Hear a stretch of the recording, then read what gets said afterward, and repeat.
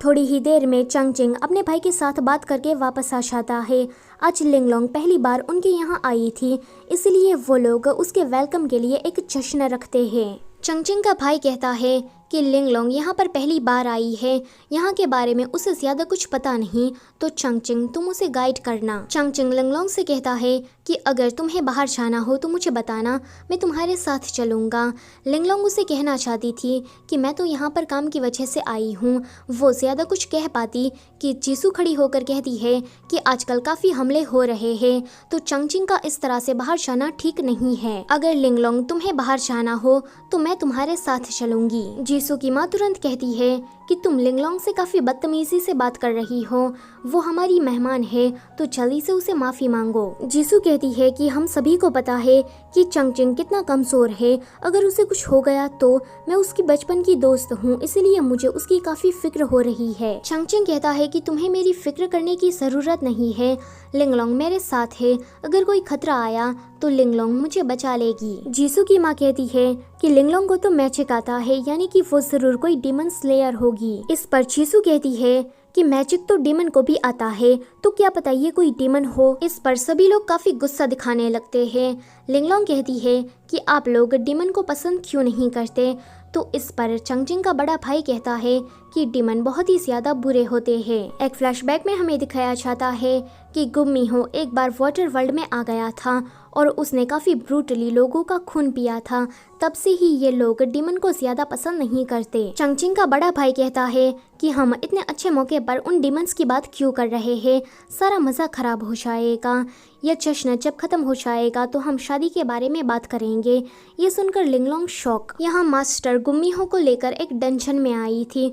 गुम्मीहो उससे कहता है कि क्या तुम मुझे यहाँ पर लॉक करना चाहती हो, तो वो कहती है कि तुमने काफ़ी लोगों को मारा है, इसलिए तुम जिंदगी भर यहीं पर ही सड़ने वाले हो। गुम्मीहो कहता है कि लगता है कि तुमने मेरे लिए काफ़ी लंबा प्लान तैयार करके रखा है, तो वो कहती है कि बकवास करना बंद करो। मास्टर उस पर कुछ स्पेल करती है तो गुम्मीहो को गुस्सा आ जाता है। वो अपनी पास्ट की एक बात याद करता है, जहाँ पर वो वाटर वर्ल्ड में रिवाइवल पल को लेने के लिए गया था, जहाँ पर उसका सामना जीसू की माँ से होता है। गुम्मीहो को किसी लड़की शुआंग के लिए रिवाइवल पल चाहिए था, क्योंकि उसकी जान खतरे में थी, पर जीसू की माँ उसे कहती है कि मेरे पास कोई रिवाइवल पल नहीं है। ये सुनकर गुम्मीहो वहाँ से जा ही रहा था कि जीसू की माँ उसे रोककर कहती है कि ये हमारी आखिरी मुलाकात है, तो हमें बैठकर ड्रिंक करनी चाहिए। ये सुनकर गुम्मीहो मान जाता है। जीसू की माँ ने पहले ही वाइन में कुछ मिला दिया था, जिसको पीने के बाद गुम्मीहो का कर्स एक्टिवेट हो जाता है और वो काफी बुरी तरीके से वहाँ के लोगों को मारने लगता है। वेल ये सारी बातें गुम्मीहो सोच रहा था। वो मास्टर से कहता है कि ओए पागल लड़की, मुझे हर्ट मत करना, वरना मेरा कर्स एक्टिवेट हो जाएगा, फिर ना चाहते हुए भी मुझे तुम्हें मारना पड़ेगा। मास्टर सोचती है कि इसको ब्लड सक कर्स लगा हुआ है, पर फिर भी इसके अंदर फीलिंग्स है, ये बिल्कुल इंसानों जैसा है। यहाँ वाटर वर्ल्ड के अंदर जीसू चंगचिंग के पास आकर कहती है कि मैं तुम्हें पसंद करती हूँ और तुम्हारे लिए मैंने अपने बाल काले कर दिए हैं। तुम उस औरत को ज्यादा नहीं जानते, वो एक आउटसाइडर है और हम दोनों तो बचपन से साथ हैं, तो क्या तुम मुझसे शादी नहीं कर सकते। चंगचिंग कहता है कि प्यार में कभी टाइम मैटर नहीं करता। जब मैंने उसे पहली बार देखा तब ही मैंने फैसला कर लिया था कि मैं अपनी पूरी जिंदगी उसके साथ रहना चाहता हूँ। लिंगलोंग चंगचिंग के बड़े भाई के पास जाती है तो वो उसे कहता है कि क्या तुम चंगचिंग के साथ शादी करके यहाँ रहना पसंद करोगी, तो वो कहती है कि आपने मेरे बारे में इतना सोचा, इसके लिए थैंक यू, पर मैं पहले से ही शादीशुदा हूँ। चंगचिंग का बड़ा भाई कहता है कि लगता है कि तुम्हें हमारे वाटर वर्ल्ड के नियम के बारे में पता नहीं है। जब कोई मरमेड अपने व्हाइट हेयर को ब्लैक में ट्रांसफॉर्म करता है तो इसका मतलब ये है कि उस मरमेड को अपना जीवन साथी मिल गया है। हम मरमेड अपनी पूरी जिंदगी में एक ही इंसान से प्यार करते हैं और उसी के ही साथ लॉयल रहते हैं। जब चंगचिंग ने तुम्हें पहली बार देखा तो उसने अपने हेयर ब्लैक किए, यानी कि वो तुम्हारे लिए काफी सीरियस है। लिंगलोंग कहती है कि माफ करें, मुझे ये पता नहीं था, वैसे मैंने देखा है कि जीसू चंगचिंग को काफी पसंद करती है, तो आप उन दोनों को एक क्यों नहीं कर देते।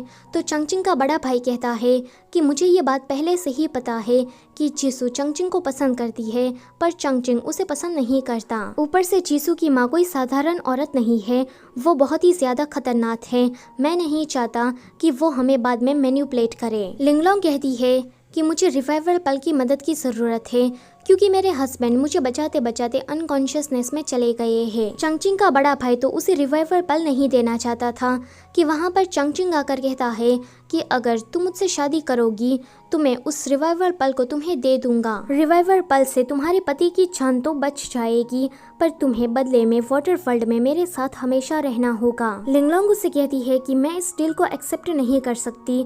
उसके बाद चंगचिंग अपने बड़े भाई के पास जाता है तो वो उसे डांटता है कि अगर तुमने उस लड़की को रिवाइवल पल दे दिया तो फिर हमारा क्या होगा? तुम खुद कमजोर पड़ जाओगे, हमारा सिक्योरिटी सिस्टम भी टूट जाएगा। मुझे पता है कि तुम लिंगलोंग को पसंद करते हो और उसके साथ रहना चाहते हो, तो मैं कोई दूसरा रास्ता ढूंढता हूँ। यहाँ लिंगलोंग का सामना जीसू से होता है। जीसू उस पर हमला कर देती है तो लिंगलोंग उसे कहती है कि तुम कुछ गलत समझ रही हो, मुझे चंगचिंग पसंद नहीं है, हम तो बस फ्रेंड्स हैं। मेरे हस्बैंड की हालत काफी क्रिटिकल है और मैं यहाँ पर रिवाइवल पल को लेने आई हूँ। वो कहती है कि क्या कहा, तुम्हारा एक हस्बैंड भी है और तुम यहाँ पर रिवाइवल पल को लेने आई हो? आगे जीसू ये सारी बातें अपनी माँ को बता रही थी। उसकी माँ उसे एक आइडिया देती है। अगले सीन में हम लिंगलोंग को देखते हैं जो कि वाटर वर्ल्ड के सिक्योरिटी सिस्टम में गई थी क्योंकि जीसू ने उसे कहा था कि यहाँ पर रिवाइवल पल है। लिंगलोंग ज्यादा अंदर जा पाती कि वहाँ पर ये सभी लोग आ जाते हैं। जीसू की माँ कहती है कि ये अंदर कैसे आई, इसने हमारे सिक्योरिटी सिस्टम को तोड़ दिया है, ऊपर से इसके पास से स्ट्रॉन्ग इविल एनर्जी महसूस हो रही है। वो उस पर इस तरह के इल्जाम लगा ही रही थी कि चंगचिंग आकर लिंगलोंग की साइड लेता है एंड उसे बचाकर वहाँ से ले जाता है। अगले सीन में वो दोनों चंगचिंग के रूम में होते हैं। वो लिंगलोंग से कहता है कि माफ करना, मैं लेट हो गया। लिंगलोंग अभी बेहोश थी तो वो उसे कहता है कि जब मैंने तुम्हें पहली बार देखा था तब से ही तुम मुझे काफी पसंद आ गई थी, लगता है कि हमारा कोई पास्ट लाइफ कनेक्शन है। फिर चंगचिंग उस पर कुछ स्पेल करता है जिससे लिंगलोंग को चंगचिंग में हाउसवान दिखाई दे रहा था। लिंगलोंग उसे कहती है कि तुम ठीक हो गए, मुझे तुम्हारी काफी फिक्र हो रही थी। वो उसके गले लग जाती है तो चंगचिंग कहता है कि मैं चाहता हूँ कि मैं तुमसे दोबारा शादी करूँ। आगे हमें इनकी शादी का सीन दिखाया जाता है। लिंगलोंग को अभी भी चंगचिंग के अंदर हाउसवान ही दिखाई दे रहा था। वो दोनों जब किस करने वाले थे कि लिंगलोंग की नजर जाती है कि ये तो उसका हाउसवान नहीं है। वो जल्दी से इस स्पेल को तोड़ देती है। जब वो उठती है तो उसके सामने चंगचिंग खड़ा था। उसने अपनी बॉडी में से रिवाइवल पल को निकाल दिया था। वो वहाँ से जाने लगती है तो चंगचिंग उसे रोककर कहता है कि क्या तुम्हें अपने हस्बैंड को नहीं बचाना है? लिंगलोंग उसे कहती है कि मैं तुम्हारी उस ऑफर को एक्सेप्ट नहीं कर सकती। चंगचिंग कहता है कि इस रिवाइवल पल को मैं तुम्हें ऐसे ही दे रहा हूँ, जाओ और अपने हस्बैंड को बचाओ। ये सुनकर लिंगलोंग बहुत ही ज्यादा खुश हो जाती है एंड उस पल को लेकर वहाँ से चली जाती है।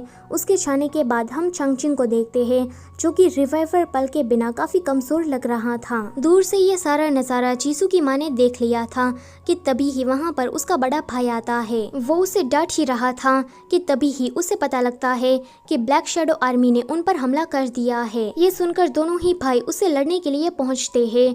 चंगचिंग रिवाइवल पल के बिना काफी ज्यादा कमजोर था तो वो एक ही अटैक में मारा जाता है। उसका बड़ा भाई कहता है कि उस औरत के लिए इस तरह से मरना क्या वर्थ इट है? तो चंगचिंग कहता है कि मैं उसे पसंद करता हूँ और मैं उसे हमेशा ही खुश देखना चाहता हूँ। मैंने उसकी मदद की और इसके लिए मुझे कोई भी रिग्रेट नहीं है। बस वो इतना ही कह पाता है एंड उसकी मौत वहीं पर ही हो जाती है। तभी ही जीसू की माँ आकर उसके बड़े भाई को भी पकड़ लेती है।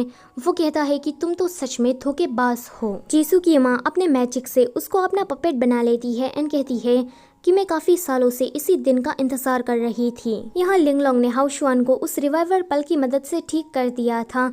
वो उसे कहता है कि तुम इसे कहाँ से लेकर आई? तो लिंगलोंग कहती है कि मेरे फ्रेंड ने मुझे उधार दिया। फिर हम गुम्मीहो और मास्टर को देखते हैं। मास्टर उसे खाना देने के लिए आती है तो गुम्मीहो नखरे करता है कि मुझे तो ये सस्ता खाना नहीं खाना है, पर फिर उसके पेट से गुड़गुड़ की आवाज आने लगती है तो वो उसी खाने को खाने लगता है। मास्टर गुम्मीहो के उस कर्ज को मिटाने के लिए उसे मंत्र वगैरह सिखा रही थी तो गुम्मीहो यहाँ पर भी कुछ नखरे करता है। वो उसके साथ झगड़ा करने लगता है और इसी दौरान वो उसके काफी क्लोज आ जाता है और उसे किस करने की कोशिश करने लगता है। मास्टर जैसे ही अपनी आंखें क्लोज करती है तो वो उसके पास से की चुराकर अपनी हथकड़ियों को खोल लेता है। वो मास्टर से कहता है कि ओए पागल लड़की, तुम तो सच में पागल निकली। इतना कहकर वो वहाँ से भाग जाता है। सो गाइस, इसी के साथ ये वाला पार्ट होता है यहीं पर ही ख़त्म। वीडियो अच्छी लगी है तो लाइक, शेयर और कमेंट करना मत भूलना, और चैनल पर पहली बार आए हो तो उसे सब्सक्राइब भी कर दो। Thank you for watching.